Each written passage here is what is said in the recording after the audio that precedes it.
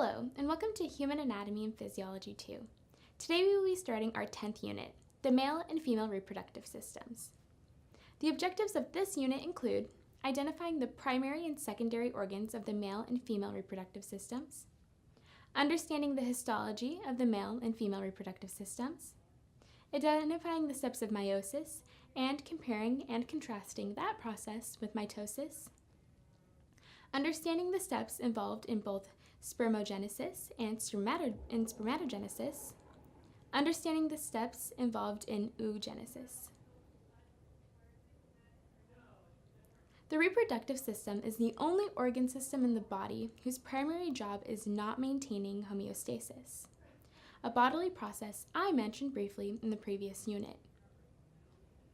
The reproductive systems exist to recombine and pass along genetic information to a new individual.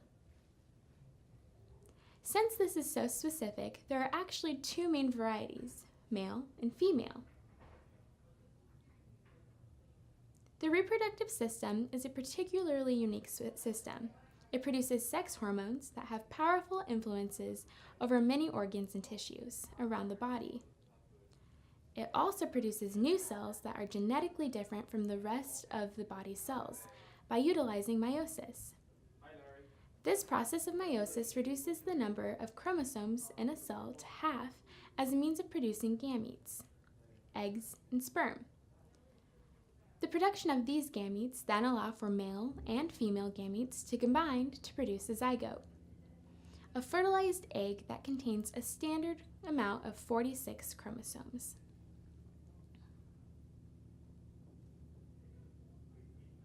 In this unit, you will be further acknowledging the male reproductive anatomy, the female reproductive anatomy, meiosis, and the histology of the reproductive systems. In exercise 10-1, you will be learning further about the male reproductive system. As you make your way through this exercise, understanding where each of the anatomical structures are within the male reproductive system and their function is important. The words bolded throughout the exercise will continue to serve as an easy way to locate key structures. Figure 10.1, 10.2, 10.3, and 10.4 are all figures that showcase exactly where these anatomical structures are within the male reproductive system. Following the figures 10.3 and 10.4, there are two figures that showcase a detailed pathway as well as a simplified pathway of the male reproductive system. You will need to know these pathways, so make sure you spend time studying them.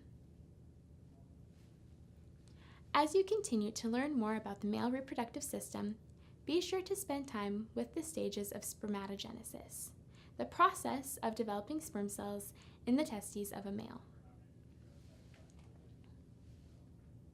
In exercise 10-2, you will be learning further about the female reproductive anatomy. Now, as you make your way through this exercise, just like the male reproductive system, understanding where each of the anatomical structures are within the female reproductive system and their function is important. Again, the words bolded throughout the exercise will continue to serve as a way to locate those key structures. Figure 10.5, 10.6, 10.7, and 10.8 are all figures that showcase exactly where these anatomical structures are within the female reproductive system. In exercise 10-3, we will be moving forward to acknowledge the cellular process of meiosis. In meiosis, the gametes proceed through 2 rounds of cell division, and each gamete ends up with only one set of chromosomes. Be sure to understand the difference between mitosis and meiosis, and the reason the body has both types of cellular division. Figure 10.9 showcases meiosis step by step, providing an image for each phase. Upon looking at meiosis, you will also be expected to know about the ovarian cycle, in which the ovaries in a sexually mature female alternate to produce one ovum each month. As you learn more about this cycle, be sure to note the anatomical structures involved in the ovarian cycle. The figure following the information that describes the ovarian cycle will prove to be helpful as you further understand what an ovary looks like and what happens within it during an ovarian cycle. Alongside the ovarian cycle, be sure you also note the importance of the uterine cycle and the anatomical structures within it. These structures are also pivotal to thoroughly understanding the female reproductive system. Now, in exercise 10-4, we'll be changing gears a bit, and we will be looking at the histology of the reproductive systems. Be sure that you're understanding the process of the gametogenesis and spermatogenesis, alongside knowing the specific components of the histological slides. Figure 10.11, Figure 10.12, and Figure 10.13 are histological slides that showcase specific anatomy of the male reproductive system: the seminiferous tubules, the epididymis, and the mature sperm cells.